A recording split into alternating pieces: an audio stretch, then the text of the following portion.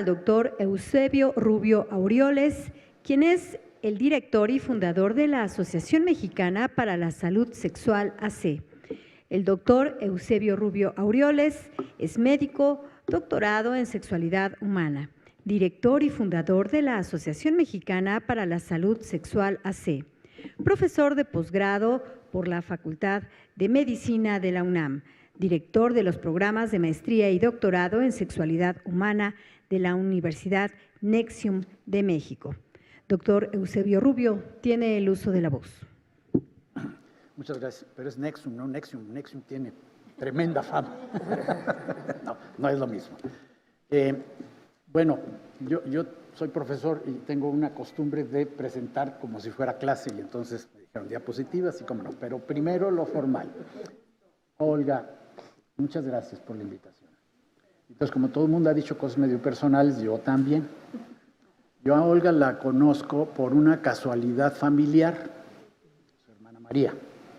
María entró en el grupo de trabajo de nosotros, a la asociación, y se convirtió en presidente. María es convencidísima del feminismo y a través de esa conexión nos hemos acercado en momentos críticos.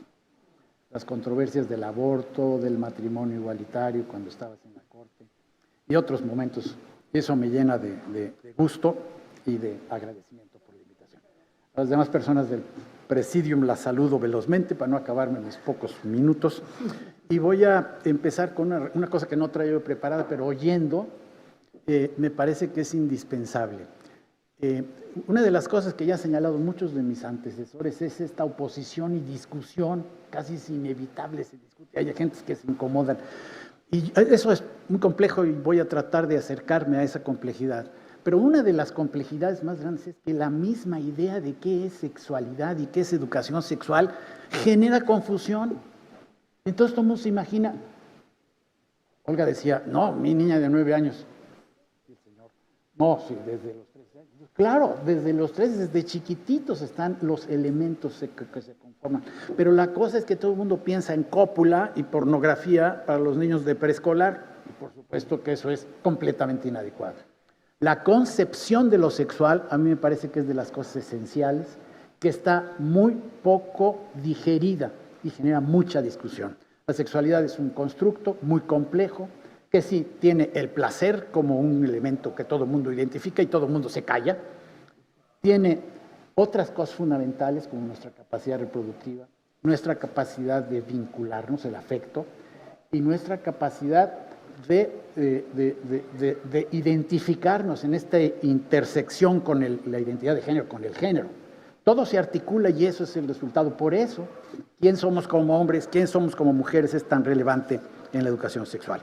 Bueno, no me aguanté las ganas de decir eso, ya me pasé 2 minutos.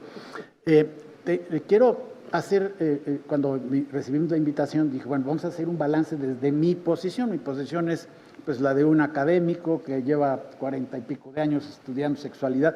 ¿Qué tenemos desde ahí? Bueno, pues voy a hacer una recapitulación de lo que yo creo que tenemos y lo que creo que nos falta y pues alguna pequeña sugerencia. Tenemos la siguiente, por favor. Tenemos un marco legal al alto nivel, yo creo que excelente. Está a nivel constitucional, la siguiente, por favor. Tenemos leyes federales como la Ley General de Educación, donde literalmente se dice la educación sexual integral y reproductiva y se explica, ahí está en la ley. Y la otra ley es la Ley de Derechos de Niños y Niñas, donde también se explicita el asunto de la educación sexual integral. Ahí ya no tenemos problemas, ¿no? Tenemos algunos otros compromisos internacionales. Voy a mencionar el Consenso de Montevideo, donde ahí el país se compromete a hacer un número de cosas que todavía no terminamos de hacer, ya tiene mucho tiempo, esto fue 2013. Y bueno, esto lo mencionó la senadora Mitchell, las orientaciones internacionales, es un producto de UNICEF y de varias otras. Es una excelente herramienta.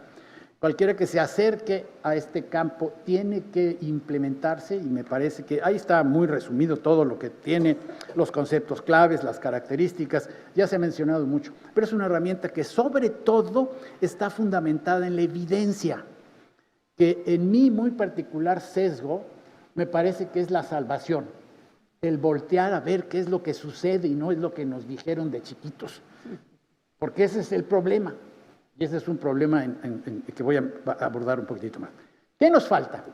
Bueno, tenemos todas estas cosas, el marco legal, todo eso, pero ¿qué nos falta? Bueno, UNESCO, publicó recientemente una suerte de evaluación de cómo están las cosas y cómo nos gusta ser los últimos del mundo para reaccionar, que por cierto no es muy cierto que el abuso sexual seamos los peores. Esa es una nota que salió de una conferencia de prensa, pero no es cierto. Pero sí estamos muy mal, eso no quiere decir que estemos bien. Pero, ¿cómo nos gusta? Bueno, pues aquí hicieron una cosa parecida, está complejísima la diapositiva, no sé si se alcance a ver, pero los cuadritos esos que están, la siguiente, por favor, la siguiente diapositiva, esa que es la que está complejísima, ahí no se va a ver casi nada, pero están aumentados. Los puntitos son los pasos que tienen los países avanzados, ¿no? Entonces, los puntitos verdes que tienen políticas públicas a nivel primaria y secundaria, los amarillos que tienen nada más políticas públicas y los rositas son los que tienen marcos legales y leyes, como nosotros. Ocurre que nosotros estamos, ahí está América Latina, ese amarillito que está ahí en medio grandote, ese es México, porque México lo único que tiene es eso. No tenemos políticas públicas, no tenemos muchas cosas ahí dichas. Yo creo que eso en parte explica, y eso me permite aplaudir, yo no sabía lo de la senadora Mitchell, eso voy a adelantarme a mi conclusión, eso es lo que hace falta. Pero bueno, si me quieren pasar la siguiente. De lo que dicen los temas al hecho, hay un gran trecho, para usar una expresión popular. Esto es en el mundo, esta es la evaluación de UNICEF, de UNESCO. Bolas, parece, pero no es lo mismo, 28% de los estudiantes dicen que estuvo más o menos completo en el mundo. En México, ¿cómo anda la cosa? La siguiente, por favor. Traigo dos estudios. Uno hecho con el Instituto de Salud Pública, que hacen cosas muy bien hechas, hacen investigaciones con una capacidad de hablarnos de lo que pasa en el país, y eso hicieron con las escuelas.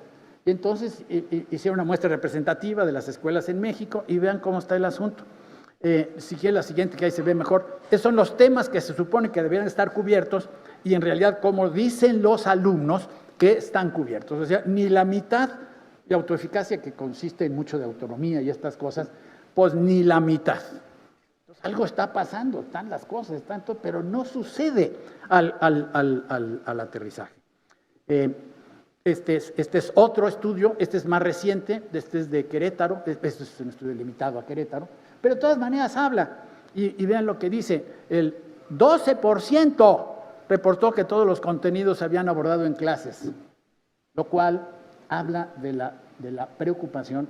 Alguna experiencia tengo trabajando con profesores, y lo que sucede es que están los programas, pero hay una brecha ahí grandísima entre tengo que hablar de esto y me siento bien hablando de esto, y nadie se enoja si hablo de esto, y luego se enojan dos papás y ya se acabó todo el esfuerzo. Eso es un desastre, porque ese temor hace que no se toquen los temas, que ciertos temas que están ya en los programas. El programa de la Secretaría de Educación Pública que teníamos, porque ahorita está en proceso de cambio, que no sabemos bien cómo va a quedar, pero que teníamos, tiene contenidos desde preescolar que tienen que ver con la educación sexual. El problema es que quien los tiene que abordar es una persona, un docente o una docente, que tiene el mismo marco cultural de miedos y de errores de concepción fundamentales, que si no se resuelven no va a poder hacerlo, punto, no lo va a poder hacer, prefiere evitarlo. Y el otro problema son las oposiciones. Y las oposiciones parecerían ser tremendas, parecerían ser un gran problema, y eso es producto de su eficacia comunicativa. La siguiente, por favor, para que se vea. La siguiente. Ahí está. Yo creo que el temor a la oposición es una de las cosas peores inhibidoras o mejores para inhibir la acción de las autoridades. Nadie se quiere meter en problemas porque les van a hacer protestas, les van a quemar los libros, como todavía hace poquito pasó en algunos estados. Pero ¿cómo? La siguiente, por favor. Ahí están los temores de la oposición. Y esto acaba de pasar hace unos poquitos años. Ya estaban diciendo, no se metan con mis hijos, como si hablarles de educación sexual fuera meterles con ellos, con errores conceptuales fundamentales, pero que persisten y sobre todo llenan de temor a la gente. La siguiente, por favor. Sin embargo, mediciones, esta es una medición hecha por parametría, tiene 70% piensa de las encuestas que hicieron, que tienen sus métodos ahí para tener más o menos confiabilidad, 70% de los papás piensan que la educación sexual debería ser obligatoria en las escuelas. Pero tenemos un tremendo temor con esto de las cosas. ¿Qué dice la siguiente?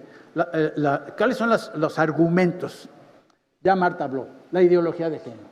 Qué buen concepto mercadológico se le ocurrió al Vaticano, que fueron los creadores.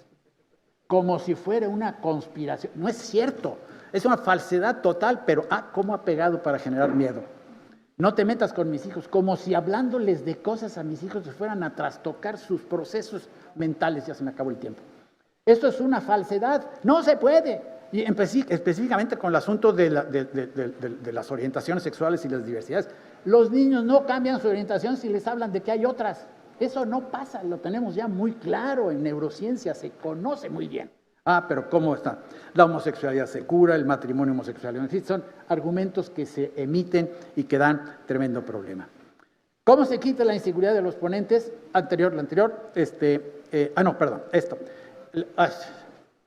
Bueno, ahí. Esta es una hipótesis que yo tengo muy, creo que los conservadores y los progresistas nos diferenciamos. Los progresistas queremos cambiar las cosas, los conservadores que se queden así como están, por diversas razones. Pero hay un grupo de conservadores que yo creo que hay que acercarnos porque sí dialogan, sí entienden razones. Otros poquitos, los de la esquina, esos que son inalcanzables porque están con otros intereses, como algunos de las oposiciones. Tienen otro interés, que las cosas no cambien. Pero muchísimos sí, ahí habría la oportunidad. La siguiente, por favor, ya para terminar. ¿Cómo quitar la inseguridad de los docentes? Pues con capacitación, es la única manera. ¿Y cómo hacer? El tema era inclusión. Yo me di mucha complicación, porque ¿cómo vamos a incluir lo que todavía no tenemos bien? Eso me pregunté. Pero primero tenemos que tenernos bien y luego volvernos inclusivos. La siguiente, por favor.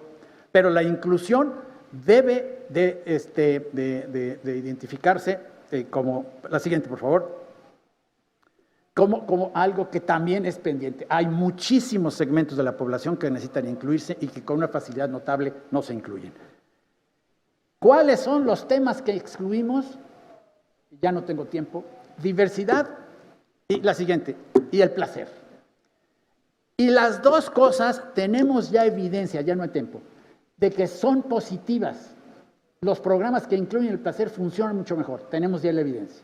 Los programas y los países que incluyen a la diversidad, el otro día vi una revisión, tienen un incremento en su Producto Interno Bruto nada más por la inclusión de la diversidad sexual, nada más por eso. Entonces hay que convencer a la gente que tiene miedo. ¿Qué se puede hacer? Con eso termino. Aplaudo la iniciativa de la licenciada, de la senadora, Mitchell, porque eso es lo que hay que hacer. Una iniciativa específica que sea realista, que sea incluyente, que esté alineada al nuevo plan y que dé fondos, porque esto con buena voluntad no va a suceder. Se necesita dinero. Y eso, ustedes son los que tienen la palabra. Muchas gracias.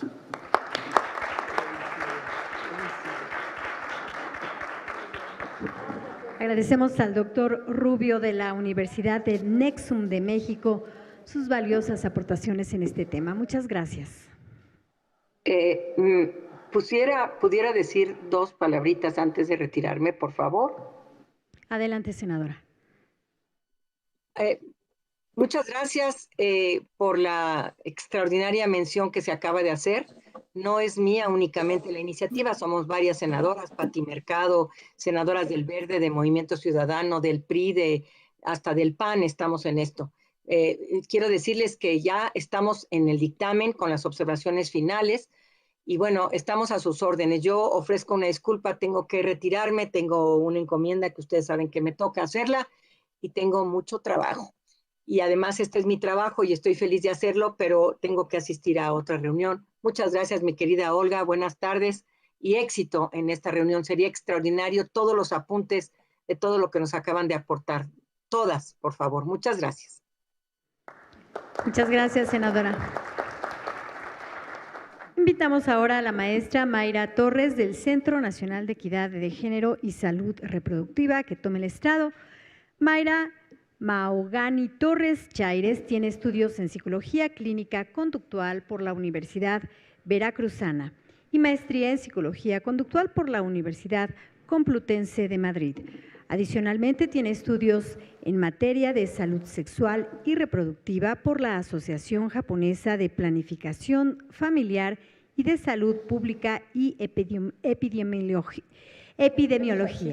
Cuenta con más de 20 años de experiencia en el tema de adolescencia, derechos y salud sexual y reproductiva. Adelante, maestra. Bueno, muchas gracias. Muy buena tarde a todas y todos. Y en aras del tiempo, muchas gracias, Presidium, senadora Sánchez Cordero, por la invitación. Y bueno, quiero permitirme traer aquí a adolescentes con los cuales estuvimos en estas consultas virtuales en 2021 y 2022, muy rápido. Cuando les preguntamos qué opinaban, qué necesitaban de educación integral en sexualidad, me voy a permitir literal solo decirles algunas cosas. Alguien dijo por ahí, queremos que los talleres y las pláticas también se las den a nuestros papás para que también ellos sepan estos temas. Ya no sabemos de memoria los métodos, queremos que nos digan dónde los conseguimos y queremos que nos digan cómo sentir rico. Ojo, y tiene que ver con el tema del placer necesariamente, ¿no? Y también no quiero que me pidan llevar a mis papás al servicio amigable, me da pena y se van a enojar. Y finalmente, yo sí quiero que me hablen de aborto para tomar la mejor decisión. Fíjense qué importante de esto, no estaba en pro o a favor, estaba diciendo, quiero que este tema se abra, se debata aquí en lo que me comparten en la escuela y queremos pláticas que no estén aburridas. Tenemos un gran reto de cómo llegar a esta diversidad de adolescencias heterogéneas, indígenas, con situaciones de vulnerabilidad y nos dicen esto que está acá. Entonces, quería empezar muy brevemente con estas son las cosas que están en estos escenarios, en estos universos adolescentes. Aquí estamos hoy los adultos platicando, pero es muy, muy importante y retomo gran parte de lo que han mencionado, tenemos que abrir espacios para escuchar ellos que quieren, ellas que quieren, qué sienten, cómo lo quieren. Estamos como en unos esquemas muy cuadrados en donde el asunto es, te llevamos la diapositiva, te llevamos la foto con lesiones en el cuerpo de una infección de transmisión sexual para enseñarte lo que no, y ya debemos dejar todo eso que está para atrás. Y también en el marco ya entrando en materia de los derechos sexuales y los derechos reproductivos, es muy importante y desde la Secretaría de Salud el reconocimiento no solo al trabajo en derechos reproductivos, cuarto constitucional, leyes, etcétera, pero derechos sexuales es lo que tenemos que estar en el involucramiento en el trabajo de las políticas públicas. Y bueno, en ese sentido, ya se mencionó por el maestro Eusebio, este tema del consenso de Montevideo, que fue desde allá, desde el 2013, que es donde se pone al frente que derechos sexuales y reproductivos es una prioridad. México lo suscribe, por ahí tenemos una tarea, se establece un documento que se llama medidas prioritarias. Una de las medidas prioritarias era la obligatoriedad de los Estados miembros a incorporar programas de educación integral en sexualidad. Se retoma este trabajo ahora en la cumbre de Nairobi en el 2019, donde por supuesto hay una delegación mexicana, aquí hay algunas personas que asistieron por allá, en donde se ratifica que el Estado mexicano tiene este compromiso con la educación integral en sexualidad y, por cierto, con el tema de aborto seguro. Entonces, está todo este panorama que tenemos por acá. Y en ese sentido, ya después de todo lo dicho, es muy difícil ya casi ser la última persona. Me permitiría solo platicar algunos de los retos que se visualizan desde la Secretaría de Salud en materia de derechos sexuales y reproductivos y en materia también de educación integral en sexualidad, porque no vamos a mezclar toda una pangea, derechos sexuales y reproductivos como eje transversal, educación integral en sexualidad como esa gran estrategia. Y el primero es, por supuesto, empujar a la Estrategia Nacional de Prevención de Embarazo en Adolescentes, en donde no solamente están presentes muchas de las instituciones garantes del gobierno mexicano, también de la sociedad civil, que están aquí el día de hoy, academia. En APEA tiene un grupo de educación integral en sexualidad, precisamente donde se ha sentado la SEP, que se extraña el día de hoy, pero que ya está ahí colocada. Se está impulsando un trabajo muy fuerte desde la SEP en conjunto con la sociedad civil, por ahí la Fundación México Vivo también lo está trabajando muy fuerte. Y hay otro grupo, que es de erradicación de embarazo en niñas, en donde el CIPIN ha tenido también un papel preponderante y hay un documento, hay una denominada Ruta NAME para la restitución de los derechos de niñas, niñas y adolescentes, que también es un reto, ¿cómo lo vamos a bajar a territorio? Otro de los retos también es abordar a profundidad lo que les mencionaba, derechos sexuales, diversidades, placer. Sé que me repito, pero es muy necesario. Estos conceptos, ya cuando los llevamos a territorio, cuando damos una capacitación a nuestro personal de salud, esto significa que se incorpora su propia sexualidad y le hace mucho ruido. Tenemos desde el personal de salud que ve un condón femenino y le produce náusea y no lo quiere tocar. O tenemos a personas sensibilizadas en esta tarea. Pero imagínense si nada más de un acercamiento como ese, hay toda una labor primero de cómo educamos a los que van a ser educadores para que esto también pueda emerger y bajar.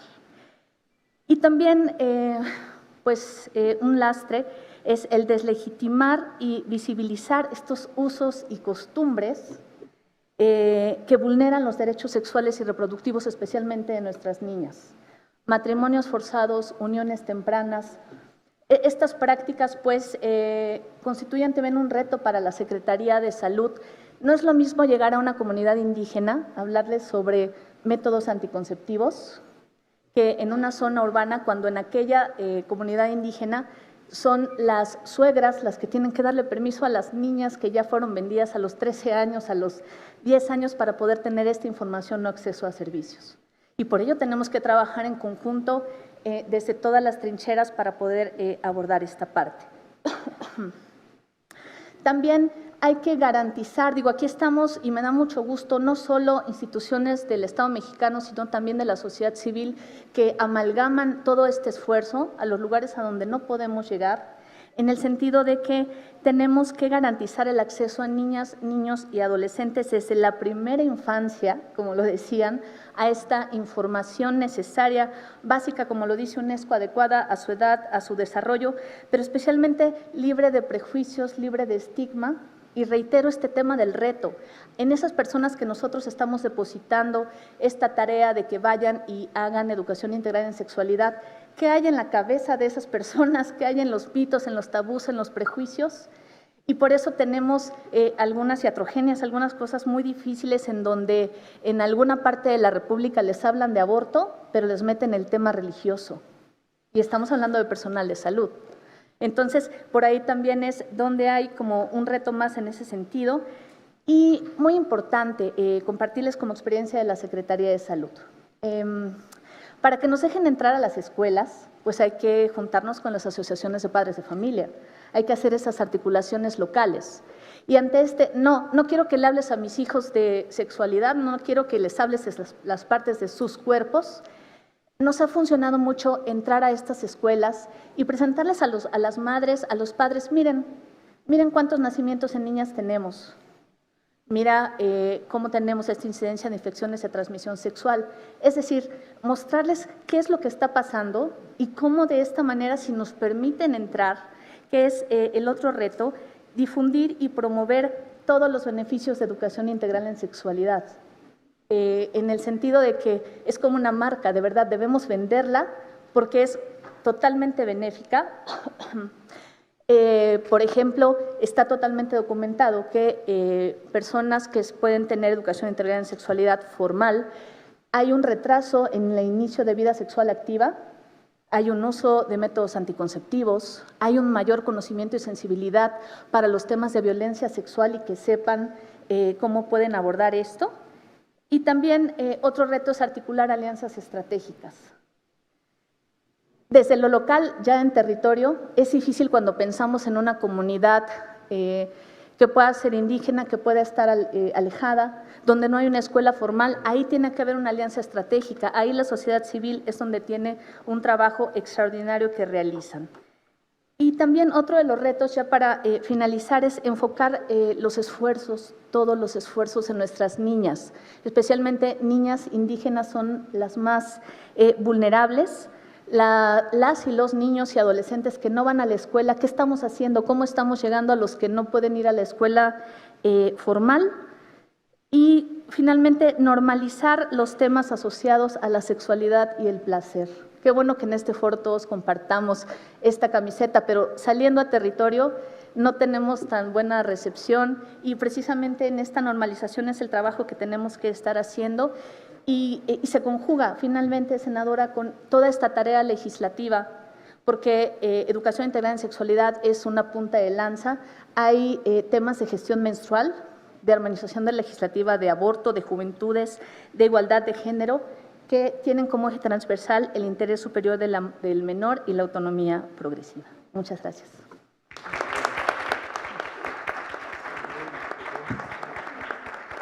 Agradecemos la valiosa exposición de la representante del Centro Nacional de Equidad de Género y Salud Reproductiva. Muchas gracias.